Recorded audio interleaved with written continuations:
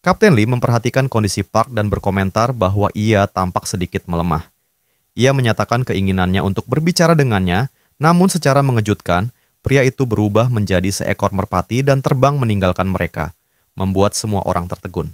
Miso pun mempertanyakan perubahan yang mendadak ini, mengingatkan bahwa sebelumnya ia menggambarkannya sebagai seekor serigala. Ia bertanya apakah telah terjadi sesuatu yang tidak biasa. Choi kemudian menegaskan bahwa jika hari ini ia diminta untuk bekerja sama, maka sebaiknya pulang saja. Ia juga mengungkapkan kekhawatirannya tentang rekaman yang ada dan memberitahu bahwa pria tersebut akan kembali ke markas bersamanya. Miso menyampaikan bahwa dirinya juga sedang menjalankan misi dan bahwa keterlibatannya dalam misi pengamatan telah resmi berakhir. Ia menjelaskan bahwa dirinya telah ditugaskan untuk menjalankan misi penting dalam mendukung pertahanan perbatasan dekat wilayah Daegu Utara, menekankan betapa gentingnya situasi tersebut.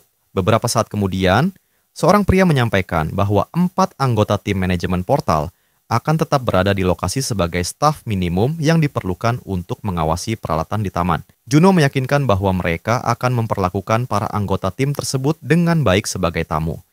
Ia pun menyetujui dan menyarankan agar lebih banyak personel direkrut agar pengelolaan dapat berjalan lebih efisien. Sementara itu, Miso berbicara kepada Kapten Lee dan menyarankan agar mereka kembali dan membicarakan soal gaji. Kapten Lee mempertanyakan alasan untuk kembali, mengingat sebelumnya Kapten Lee telah mengatakan bahwa ia akan bekerja sama. Miso menjelaskan bahwa direktur sedang menunggu mereka, dan hal itu menjadi alasan mereka harus segera pergi.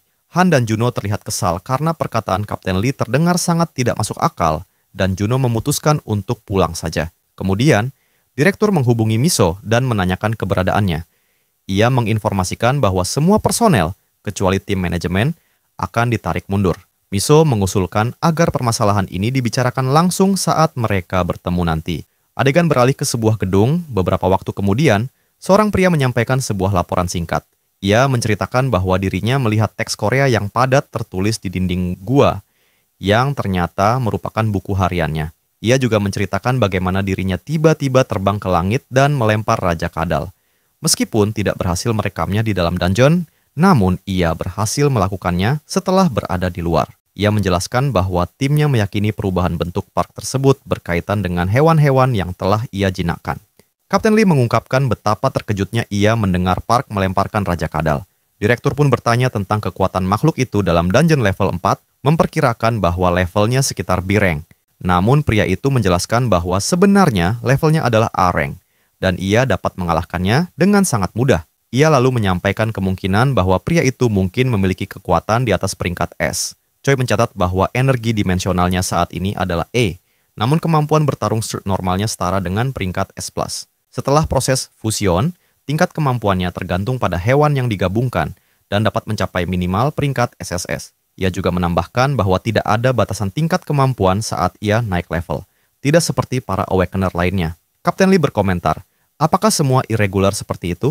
Choi menjawab, entah seperti itu atau tidak. Kapten Lee berkata, kalau semua orang menghilang dan kembali seperti Park, mungkin negara kita sudah menjadi kuat. Pria itu menjawab, ya, karena melewati portal tanpa peralatan itu tidak mungkin bisa. Hampir semua orang tidak bisa sepertinya. Selanjutnya, hasil dari tes putaran pertama menunjukkan bahwa pria itu adalah Ruri dari dungeon level 4. Choi menegaskan bahwa belum ada kepastian. Namun, ada spekulasi bahwa pria itu mungkin enggan membagikan rahasia kekuatannya. Meskipun Choi tidak sependapat, karena ia yakin pria itu bukan tipe orang seperti itu. Kemudian Miso bertanya, apakah kita harus bernegosiasi lebih lanjut? Direktur pun menjawab dengan sedikit kesal. Memang apa yang diinginkannya? Yang kita berikan sudah lebih dari cukup. Kapten pun mempertanyakan alasan dibalik kekacauan yang ditimbulkan di antara para pengintai, meski sudah menandatangani kontrak. Ia kembali berspekulasi bahwa kemungkinan besar pria itu tidak ingin membocorkan rahasia kekuatannya. Choi kemudian meninggalkan ruangan sambil merenungkan apa sebenarnya makna dari rahasia kekuatan. Ia lalu mengusulkan bahwa jika ia dapat mengisi tim squad 37 dengan 80 anggota berpangkat C ke atas, maka ia bersedia bertanggung jawab untuk mengungkap rahasia tersebut. Ia juga menyatakan bahwa permasalahan dengan investasi menteri akan diselesaikan tanpa kendala. Direktur menyetujuinya, seraya menyatakan bahwa bahkan jika mereka mengambil seluruh hasilnya sekalipun, tawaran ini tetap terdengar menguntungkan.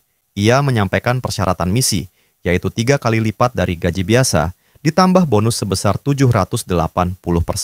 Direktur berkata, selama kau berhasil menyelesaikan masalahnya, jumlah sebanyak itu bukan hal besar. Kemudian, ia menoleh kepada Miso dan bertanya, menurutmu, apa yang harus diberikan kepada Park sebagai akses gratis ke dalam dungeon? Miso menjawab singkat, bukankah kita punya stok berlebih? Direktur pun terlihat berpikir, seolah bertanya-tanya dalam hati. Adegan lalu beralih ke sebuah rumah sederhana. Di sana tampak seorang biksu bernama Meonjin sedang bersama 4 biksu kecil. Ia bergumam dalam hati bahwa saat ini ia sedang menanam kentang dan cabai sebanyak 300 batang. Ketika ia mulai memasuki ruangan tersebut, seorang pemuda dari dalam rumah berkata bahwa ia akan mengambil cangkul untuk memanen tomat. Namun, tanpa disengaja, terlihat sebuah bayangan misterius dan sepasang bola mata merah yang menatap dari kejauhan. Lalu adegan berganti kembali ke sebuah tim. Tim telah bersiap 10 menit sebelum keberangkatan. Kapten dari CDC 503, Peleton Pasukan Khusus 2, Tim Deteksi Amunisi 7, dan Tim 11 melaporkan jumlah personel, serta melakukan pengecekan peralatan. Laporan dari pasukan khusus menunjukkan semuanya dalam kondisi siap, dan tim deteksi juga menyatakan tidak ada kendala. Ia lalu menoleh ke tim 11. Choi, anggota tim, terlihat sedang memeriksa ponselnya dan mengonfirmasi bahwa tidak ada masalah dengan tim deteksi 11. Ia pun mengumumkan bahwa operasi akan segera dimulai. Sesaat kemudian, mereka duduk di dalam kendaraan. Seorang prajurit berkata bahwa ia pernah mendengar bahwa perbatasan Daegu seperti neraka karena sering terjadi dungeon break di sana. Prajurit lain meragukan keputusan menempatkan tim deteksi di garis depan. Choi menyetujui kekhawatiran itu dan menyarankan agar mereka menulis surat wasiat untuk dikirim kepada keluarga sebelum sinyal hilang. Sementara itu, Park berbaring seperti sedang memikirkan sesuatu. Ia mendapat panggilan dari seseorang, namun tidak ia jawab. Han berpikir bahwa Park akhir-akhir ini lebih sering tidur, meskipun sumbangan masih masuk. Ia berkata, setelah terungkap bahwa dirinya hanyalah dungeon level 4 biasa, seharusnya sumbangan itu sudah berhenti. Kemudian Juno masuk ke ruangan dan bertanya, apakah Biksu Meonjin sempat menghubungi, karena ia tidak bisa mengontaknya dan khawatir terjadi sesuatu. Ia bertanya apakah Biksu telah mencapai pencerahan spiritual, lalu menambahkan bahwa mungkin saja Biksu sedang bermain dengan anak-anak. Ia juga bertanya apakah Park tidak merasa terlalu sering tidur. Ia menjawab bahwa ia memang berencana membangunkannya dan membawakannya obat vitamin karena terlihat ia sering bermimpi buruk. Kemudian, ia bangun dan merenung. Awalnya ia pikir, saat portal terbuka, ia bisa bertemu kembali dengan teman-temannya. Namun, tanah yang ia pijak kini hanyalah sudut kecil dari dunia yang ia kenal. Alih-alih bertemu teman-temannya, tempat itu justru dipenuhi kadal merah yang belum pernah ia lihat sebelumnya. Ia bertanya-tanya tentang keluarganya, kawanan serigala merah, dan suku Jeki. Apakah mereka semua berpindah ke tempat lain karena dikejar oleh para kadal itu? Namun, ia berpikir bahwa semua itu tidak penting. Ia mengira bahwa mereka semua pergi teleportasi karena takut pada kadal. Ia berkata bahwa takdir akan mempertemukan mereka kembali suatu hari nanti. Kemudian Juno masuk dan bertanya, "Kau sudah bangun?" dan mengajaknya makan dulu. Saat sedang makan, ia menerima panggilan dari seseorang. Namun ia tetap tidak menjawab. Ia hanya bertanya-tanya kemana perempuan itu pergi, mengingat dia sangat menyukai lobster. Han dan Juno sempat kaget. Han bertanya, "Apakah kalian pacaran?" Lalu Park menjawab dengan polos, apakah itu sejenis bertanam? Han kaget, apakah Park hanya tahu berburu saja? Juno berpikir bahwa ia mungkin dikirim ke luar negeri. Park bertanya, apakah itu wilayah lain? Juno menjawab, karena ia sempat menghubunginya. Ia menekankan pentingnya merekrut lebih banyak anggota guild. Park bertanya, apakah memang harus? Seseorang menjawab bahwa hal itu memang harus dilakukan. Ia menegaskan perlunya personel tambahan untuk mengoperasikan alat pendeteksi portal karena mereka tidak pernah tahu kapan dan di mana portal akan datang, dan anggota mereka saat ini belum cukup untuk mengatasinya. Kemudian Park bertanya kepada Han, apakah kau kenal seseorang yang akan direkrut? Han menjawab, tapi ia tampak bingung karena ia hanya punya teman antara subscriber di YouTube-nya saja. Park pun bertanya kemana Biksu Meonjin. Juno lalu menjawab, apakah ia tidak menghubungimu juga? Bukankah ia tinggal di Seoul? Han kemudian mencoba menelepon Biksu, dan ia mulai curiga. Dan berkata, dia bukan tipe orang yang jarang mengangkat telepon. Adegan berganti ke sebuah tank. Terlihat Choi sedang menatap ponselnya. Saat mereka memasuki zona merah nekrofil, seorang prajurit meminta agar semua perangkat komunikasi pribadi dimatikan. Ia bertanya apakah jalur ini memang seharusnya dilewati. Ia hendak mematikan ponselnya. Tiba-tiba Park mendapat panggilan tak terjawab dari Choi. Ia pun mulai menghubungi kembali. Namun nomor tidak dapat dihubungi dan diperlihatkan banyak sosok zombie yang berkeliaran. Dengan tidak sengaja sebuah ponsel terlihat sudah rusak. Di sisi lain, Kim Miso dan Kapten Lee tiba. Ia menelepon Juno, memberitahu bahwa mereka sudah sampai dan bertanya apakah mereka bisa bertemu Park Suho saat itu juga. Park sedang duduk di taman ketika mereka mendekat. Ia bertanya apakah kedatangan mereka untuk inspeksi. Ia tampak kecewa karena ini bukan tentang planet baru yang ramai diperbincangkan. Ia bertanya-tanya kenapa ia begitu fokus pada inspeksi. Perempuan itu menjelaskan bahwa mereka ingin mengungkap rahasia di balik kemampuannya di dalam dungeon. Park menjawab bahwa ia sudah pernah menjelaskan, berlatihlah dengan tekun selama 1000 tahun. Ia heran kenapa masih tidak dipercaya. Kapten Lee memotong perdebatan mereka. Ia menasihati agar tidak bertengkar, apalagi mereka berasal dari negara yang sama. Saat ini adalah masa krisis nasional, dan mereka harus saling membantu. Ia memberikan informasi tambahan, frekuensi kemunculan dungeon level 6 semakin sering, batas waktu hingga terjadinya dungeon break semakin singkat, dan jumlah orang yang terinfeksi di lapangan juga meningkat drastis. Ia menyampaikan bahwa orang-orang dengan kemampuan luar biasa, seperti Park Suho, sangat dibutuhkan dalam situasi darurat saat ini. Park lalu bertanya maksud dari orang yang terinfeksi. Ia pun menjelaskan tentang virus itu sebuah virus yang belum diketahui asal-usulnya, diduga berasal dari luar angkasa dan menyebar dengan sangat cepat. Ia menunjukkan peta zona merah nekro, menekankan bahwa transportasi dan penghentian dungeon break kini semakin sulit karena zona ini terus meluas. Lalu Park bertanya virus yang belum diketahui. Miso menjawab bahwa virus itu datang melalui portal dan penyebarannya sangat cepat, sehingga kami kesulitan bergerak dengan kekuatan saat ini. Park lalu mengajukan sebuah permintaan, 2 hadiah sebagai imbalan atas izin untuk memeriksa dungeon secara bebas dan melakukan perburuan. Wanita tersebut menyetujui.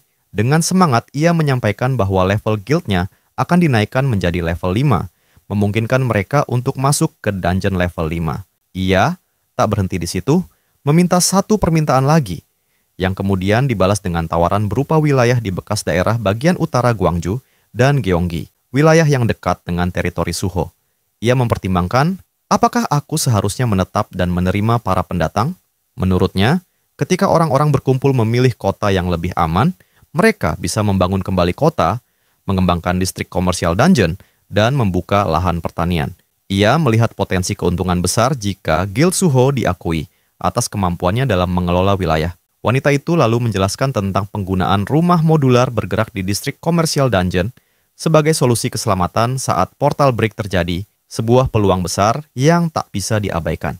Ia mengakui bahwa tawaran itu tidak buruk, tapi kemudian menanyakan bagaimana kondisi di Korea Utara. Ia dijelaskan bahwa saat bencana besar terjadi, Korea Utara mengalami kekacauan luar biasa, termasuk kemunculan Kupdets dan runtuhnya sistem komando, membuat para penyintas terus berpindah tempat demi bertahan hidup. Ia menyuarakan kekhawatiran akan kemungkinan para penyintas melarikan diri ke selatan, karena tidak adanya sistem manajemen dungeon yang teratur di utara. Meski masih ragu apakah ia sedang menipu atau justru ditipu, akhirnya ia memutuskan untuk menerima tawaran itu dan menandatangani kontrak. Sang wanita pun menyetujui, meyakinkan bahwa keputusan itu adalah pilihan yang tepat. Ia lalu bertanya, apakah syarat untuk tetap tinggal di negara itu selama 100 hari sudah dicabut? Dan wanita itu mengonfirmasi bahwa syarat tersebut memang telah dihapus. Ia mengajukan 2 permintaan pribadi, bertemu dengan ilmuwan yang menciptakan alat pengukur energi dimensi dan melacak lokasi ponsel salah satu anggota guildnya, biksu yang tiba-tiba tidak bisa dihubungi. Sang wanita meyakinkannya bahwa keduanya bisa dilakukan dengan mudah. Seketika itu, Kapten Lee pergi dan berkata, aku akan mulai menjalankan tugasku. Adegan berpindah ke Guild Sheila, tempat rekrutmen tentara bayaran sedang dibuka. Banyak kandidat datang untuk wawancara. Seseorang menganggap Guild Sheila, yang didirikan oleh konglomerat terbesar Korea, Sheila Corporation, sebagai tujuan akhir bagi para tentara bayaran. Proses seleksi yang hanya dilakukan 2 kali setahun itu, terkenal sangat ketat dan mengeliminasi sebagian besar pelamar sejak tahap awal.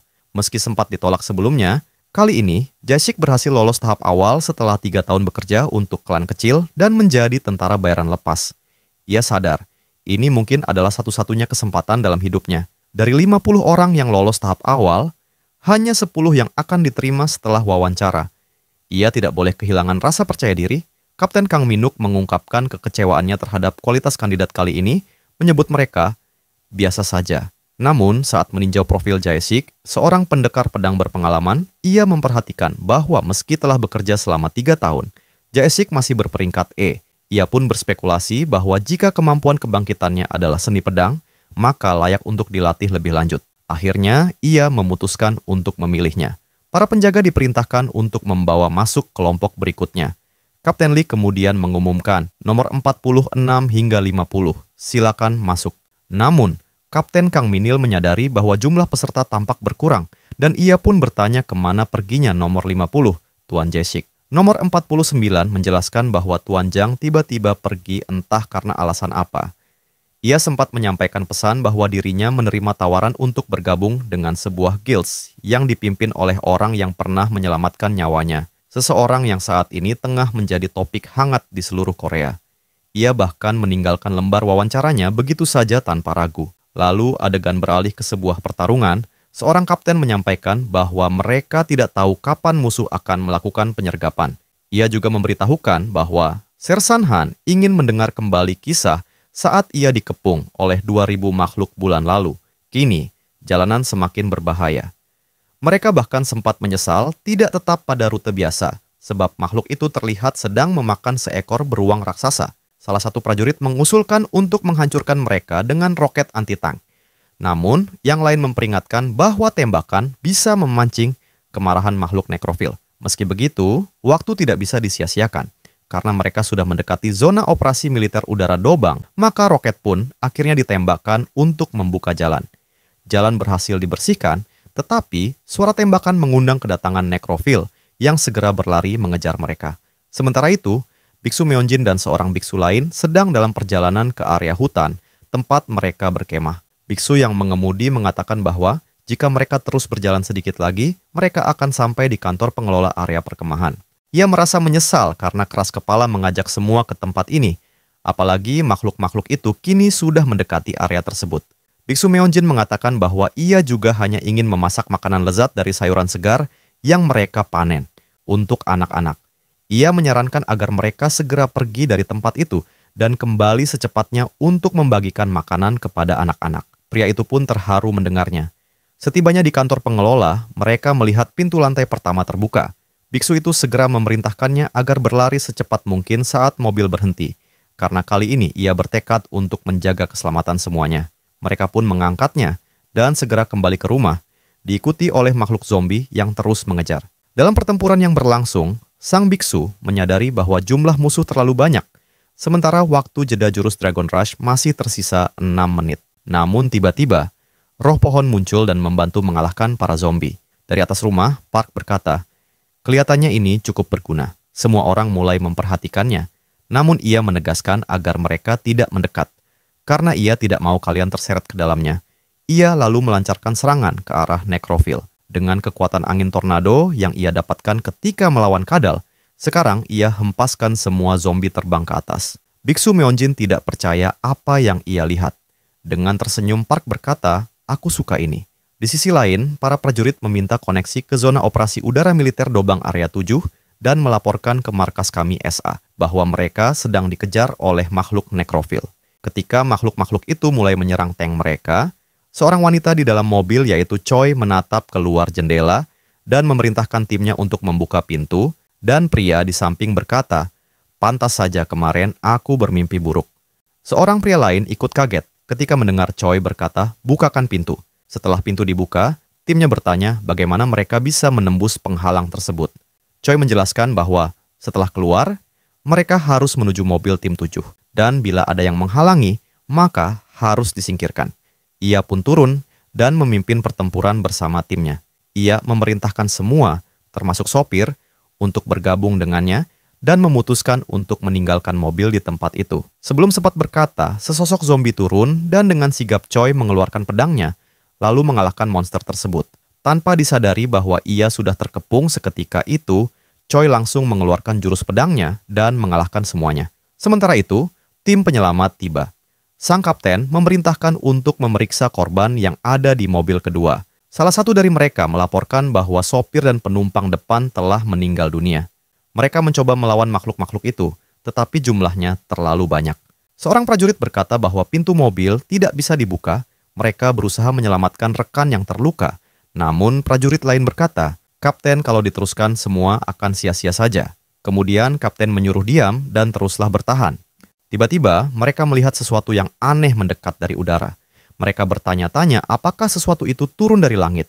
Ternyata mereka melihat SOF 77A.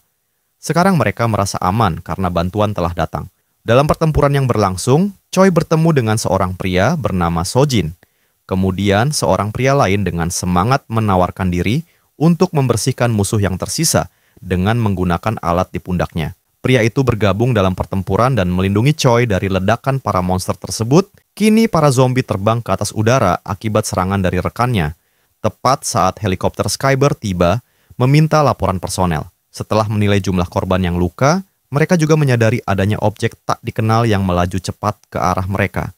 Di sisi lain, Park berhasil mengalahkan para nekrofil, membuat anak-anak bersorak gembira saat menyaksikan hal itu. Park tersenyum dan berkata itu menyenangkan dan ayo kita pulang. Kemudian biksu bertanya, bagaimana ia bisa sampai datang ke sini? Seketika biksu kecil bertanya kepada Meonjin, siapa orang itu? Biksu menjawab ucapkan salam pada orang ini. Lalu Park kaget. Namun, tiba-tiba seekor nekrofil datang dan menggigit pergelangan kaki biksu. Biksu itu terdiam tanpa ekspresi. Adegan beralih ke portal Osaka di Jepang. Saat itu, sebuah portal terbuka, membelah jalan, dan sesosok monster mengerikan muncul. Seorang wanita yang ketakutan berusaha menyelamatkan bayinya, namun mengalami kesulitan. Tepat pada waktunya, Hiro datang dan dengan sigap menyelamatkan bayi tersebut. Semua orang bersorak bahwa itu adalah Hiro bersama timnya. Hiro melancarkan serangan terhadap monster itu dan terlibat dalam pertempuran sengit. Kerumunan warga yang menyaksikan menjadi bersemangat dan mengucapkan rasa terima kasih mereka, menyebut bahwa Hiro sekali lagi telah menjadi penyelamat mereka. Setelah berhasil mengalahkan monster, Hiro pun pergi dengan dihormati oleh para warga yang merasa lega. Beberapa waktu kemudian, muncul laporan berita yang menyebutkan bahwa di Osaka City, monster telah muncul melalui portal teleportasi dan menyebabkan kehancuran besar.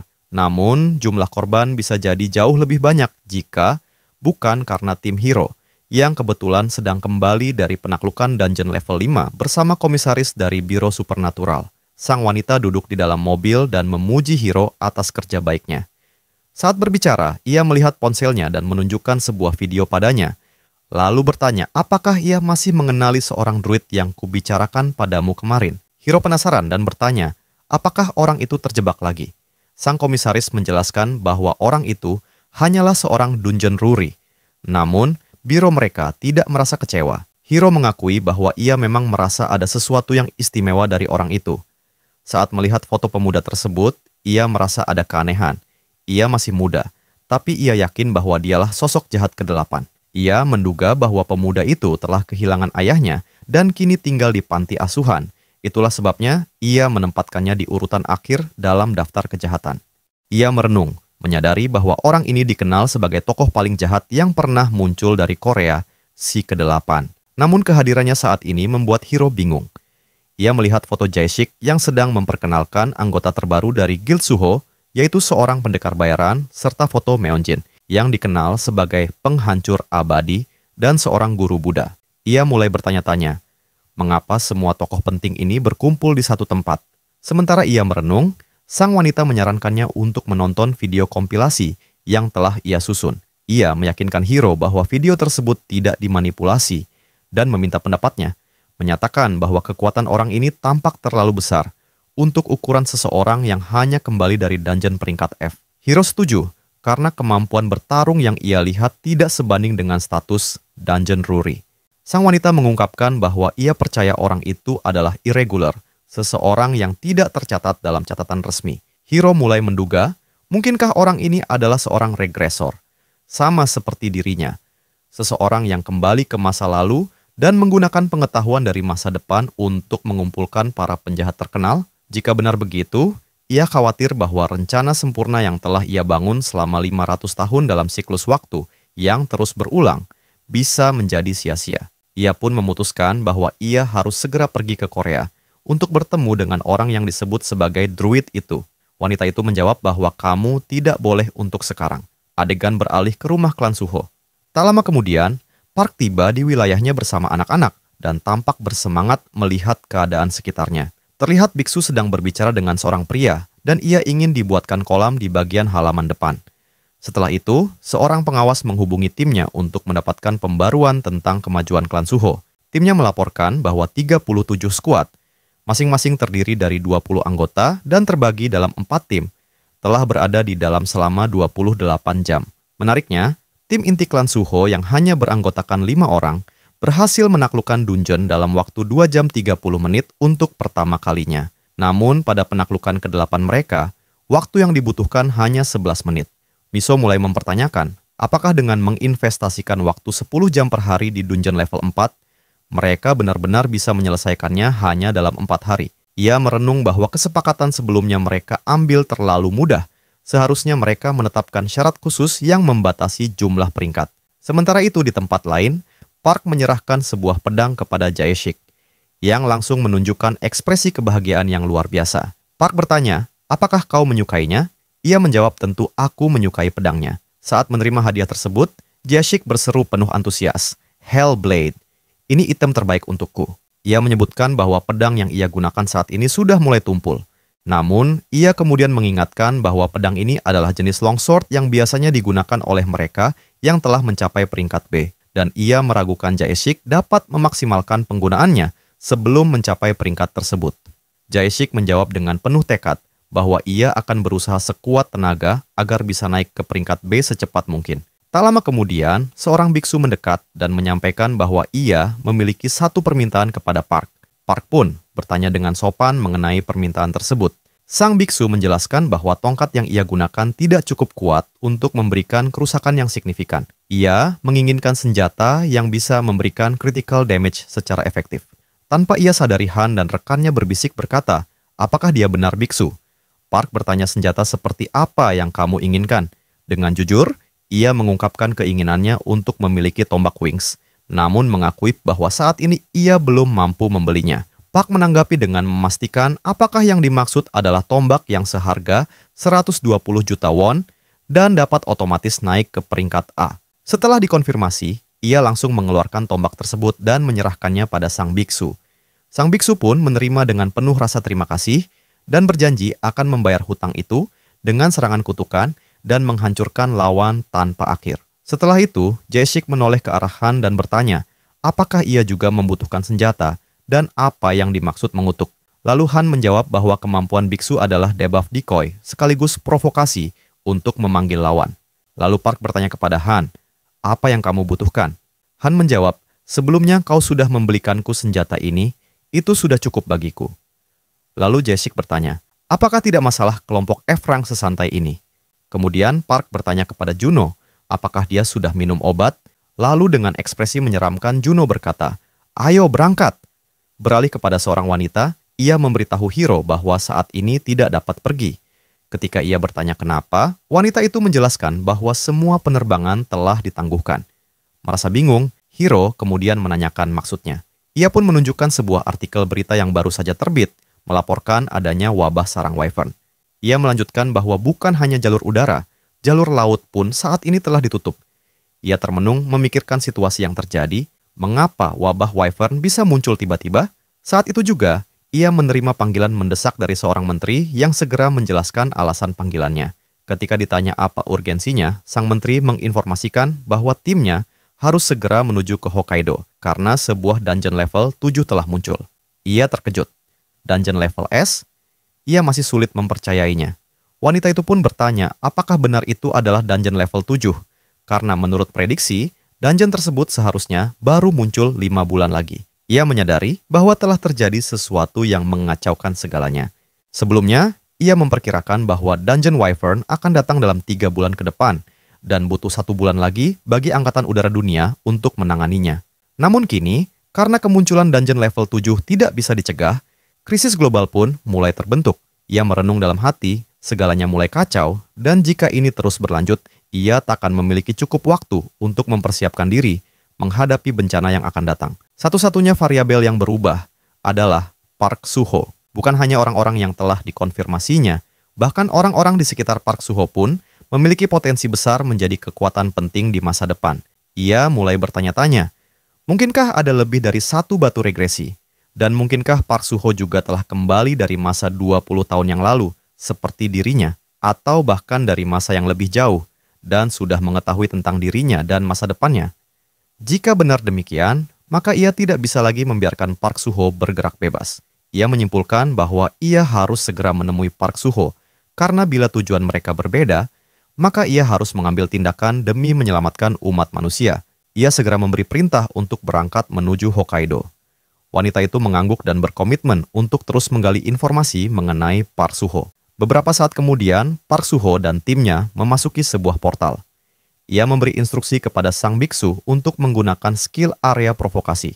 Sang biksu pun mulai mengaktifkannya, sementara Han menyemangatinya agar meneriakkan lebih keras dan penuh tenaga. Saat mereka mendekat, Han menyadari kehadiran mereka dan segera mengumumkan jarak musuh. Pertama 40 meter, lalu 30 meter, hingga akhirnya mereka tiba di hadapan timnya. Han memberitahukan kepada kelompok bahwa terdapat 125 monster kadal yang mendekat dari arah depan. Tim segera bersiap untuk menyerang. Park lalu menggunakan keterampilan Tree Spirit yang langsung mengalahkan seluruh musuh, dengan kemampuan seperti pusaran angin tornado. Namun salah satu dari mereka berhasil melarikan diri dan akhirnya dikalahkan oleh Han dengan serangan bernilai 13 poin. Namun, serangan belum usai. Han kembali melihat gerakan musuh dari arah sebaliknya dan segera memberitahu jumlah mereka.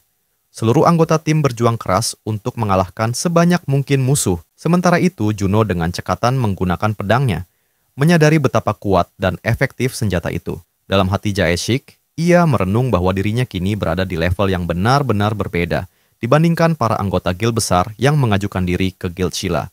Ia lalu bergabung dalam pertempuran dan mampu mengalahkan seekor kadal. Pada saat itu Han berkata, Jae-shik terima kasih bahwa ia mendapatkan 10 batasan levelnya sekarang.